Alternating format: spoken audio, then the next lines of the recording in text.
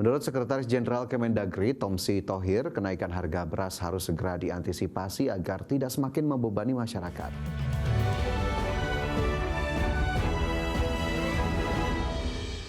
Kementerian Dalam Negeri meminta pemerintah daerah bersama tim pengendalian inflasi daerah segera mengintervensi kenaikan harga beras di sejumlah daerah. Agak cepat diperlukan karena beras merupakan komoditas pangan utama yang berpengaruh besar terhadap inflasi. Menurut Sekretaris Jenderal Kemendagri, Tomsi Thohir, kenaikan harga beras harus segera diantisipasi agar tidak semakin membebani masyarakat. Tomsi meminta Pemda dan TPID turun langsung ke lapangan untuk memastikan harga, ketersediaan pasokan, serta penyebab kenaikan. Tomsi juga mengingatkan Pemda agar tidak menunggu harga melonjak sebelum melakukan intervensi.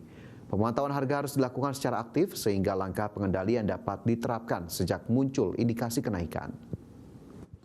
Tapi tolong fokus, perhatikan data dari BPS, minta data sebelum hari Senin, daerah mana, supaya apa? Supaya upaya kita tidak upayanya ke kanan, yang naiknya di kiri, tidak tepat sasaran.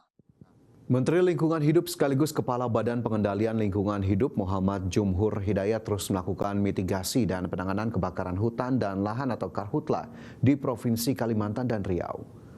Upaya monitoring situasi keseluruhan kebakaran hutan di beberapa provinsi secara cepat dan maksimal dilakukan Kementerian Lingkungan Hidup. Terbaru Menteri Lingkungan Hidup Jumhur Hidayat telah melakukan penyegelan terhadap 4 area dan penghentian operasional pada 1 fasilitas industri sebagai tindak lanjut temuan titik panas dan emisi. Jumhur menegaskan pemerintah juga telah mengeluarkan surat edaran larangan pembakaran pembukaan lahan sebagai langkah pencegahan kebakaran hutan dan lahan. Selain itu bersama pihak berwajib, Kementerian Lingkungan Hidup terus mengoptimalkan penegakan hukum melalui sanksi administratif, gugatan perdata dan atau proses pidana apabila unsur pelanggaran dan alat bukti telah terpenuhi. Pihak yang terbukti bertanggung jawab wajib melakukan pemulihan lingkungan. Sudah ada laporan dari beberapa perusahaan yang memang indikasinya kuat dia nakal begitu, sudah kita segel ya, bukan di Riau tentunya, dan yang lain sedang diverifikasi lapangan. Kalau 335 perusahaan itu bahkan mungkin bisa lebih lagi, indikasinya ada niat untuk membuka lahan dengan cara mudah, cara murah, dan membakar begitu, ini konsekuensinya akan sangat besar. Dan kita tahu sendiri dalam penegakan hukum kita, ada denda kepada negara, ada biaya pemulihan, dan ada indikasi. Kalau indikasinya kuat, memang betul-betul mensreanya jelas begitu, itu bisa pidana. Pemirsa, PT Bank Rakyat Indonesia Persero Tbk resmi meluncurkan Brimo Taiwan. Melalui Brimo Taiwan, diaspora Indonesia di Taiwan, khususnya pekerja migran Indonesia, dapat memenuhi berbagai kebutuhan finansial dalam satu aplikasi, mulai dari transaksi sehari-hari hingga pengiriman dana ke Indonesia. PT Bank Rakyat Indonesia Persero Tbk resmi meluncurkan Brimo Taiwan di New Taipei City Hall. Melalui Brimo Taiwan, diaspora Indonesia di Taiwan khususnya pekerja migran Indonesia dapat memenuhi berbagai kebutuhan finansial dalam satu aplikasi, mulai dari transaksi sehari-hari hingga pengiriman dana ke Indonesia. Langkah tersebut melanjutkan perjalanan BRI dalam memperkuat layanan perbankan bagi masyarakat Indonesia di Taiwan, tepat 1 tahun sejak BRI memperkuat kehadirannya melalui BRI Taipei Branch yang berlokasi di Zhongshan District. Total aset BRI Taipei telah mencapai lebih dari 408 juta US dollar. Sementara itu, transaksi remintasi Taiwan Indonesia telah mencapai sekitar 490 juta US dollar hingga akhir Juli 2026 dengan lebih dari 3.400 rekening yang telah dilayani BRI. Grup CEO BRI Heri Gunardi mengungkapkan bahwa melalui Brimo Taiwan, BRI ingin membuat layanan perbankan semakin mudah, cepat, aman, dan dekat bagi masyarakat Indonesia di Taiwan. Digital banking dengan Brimo ini tinggal para PMI download dan dia bisa gunakan fasilitasnya, fiturnya, termasuk transfer kapan aja boleh gitu. Nanti kita fiturnya sekarang mungkin yang basic dulu, transfer ya, tarik uang gitu, kemudian bisa juga menabung ya di cabang, tapi nanti tentunya dengan terus berlangsungnya dan juga bertambahnya bisnis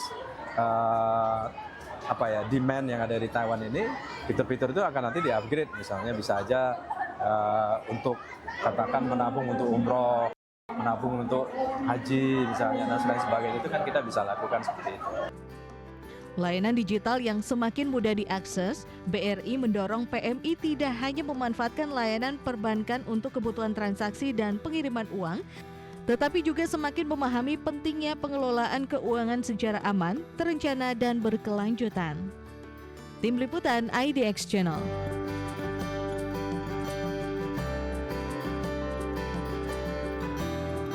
Pemirsa, pemerintah Iran menyebut dialog menjadi kunci penyelesaian konflik antara Amerika Serikat dan Iran. Sebelumnya, Presiden Amerika Serikat Donald Trump menyatakan akan menyerang Iran melalui sanksi isolasi ekonomi yang berat.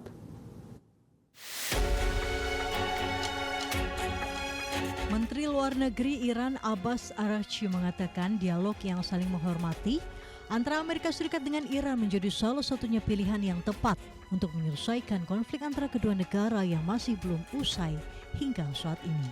Hal tersebut diungkapkan Araghchi menanggapi rencana Presiden Amerika Serikat Donald Trump untuk memberikan sanksi ekonomi terhadap Iran. Menurutnya, rencana Amerika Serikat yang akan mengubah serangan militer menjadi serangan bagi perekonomian merupakan bentuk keputusasaan Amerika Serikat. از تحریم‌های فلج کننده که زمان اوباما مطرح شد تا فشار حداکثری که دور اول خدای ترامپ مطرح شد تا الان تحریم‌های خرد کننده، اینا همه با عناوین مختلف مطرح میشه. همون قلدری همیشگی هست که ما در سیاست‌های آمریکا دیدیم. به تعبیر یه فیلم تکراری هی دوباره پخش می‌کنن. ما کاملا از حفظیم و می‌دونیم که چگونه باید با این مقابله کرد و برخورد کرد. این که از عملیات نظامی و این که میزنیم چنان میکنیم فلان میکنیم ها رسیدن دوباره به این که همون طرحهای قدیمی رو بیارن، این نشون میده که واقعا مستاصل هستن. در مقابل ملت بزرگ ایران هیچ چاره‌ای به ذهنشون نمیرسه و هی. Sebelumnya, Presiden Amerika Serikat Donald Trump mengumumkan akan dimulainya operasi ekonomi terhadap Iran. Trump menyebut operasi tersebut sebagai isolasi dalam skala besar yang belum pernah terjadi sebelumnya dan menyerukan negara-negara sekutu untuk bergabung dengan Amerika.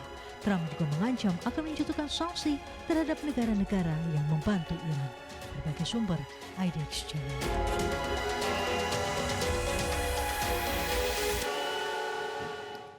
Amerika Serikat resmi menerapkan tarif impor sebesar 50% terhadap sejumlah produk asal Kanada. Langkah ini diambil setelah kedua negara gagal mencapai kesepakatan dagang terbaru. Amerika Serikat dan Kanada pun saling menuding sebagai penyebab terhentinya perundingan yang telah berlangsung beberapa hari di pekan lalu. Tarif baru yang berlaku sejak Sabtu tengah malam waktu setempat tersebut menyasar barang-barang asal Kanada senilai sekitar 20 miliar dolar Amerika. Kondisi tersebut diperkirakan akan menyulitkan pembicaraan yang lebih luas terkait pembaruan perjanjian perdagangan bebas antara Amerika Serikat, Meksiko, dan Kanada. Menanggapi kebijakan tersebut, Perdana Menteri Kanada Mark Carney menyatakan telah menangguhkan negosiasi perdagangan. Carney menegaskan bahwa Kanada akan membalas kebijakan tarif baru Amerika Serikat secara seimbang. Well, the United States has imposed a seemingly endless stream of tariffs and threatened more. Canada has, by contrast, taken several steps in good faith to try to find compromise and secure a comprehensive deal in the best interests of both Canadians and Americans. Canada will match Washington's new tariffs dollar for dollar in order to protect Canadian workers, farmers, families, and businesses.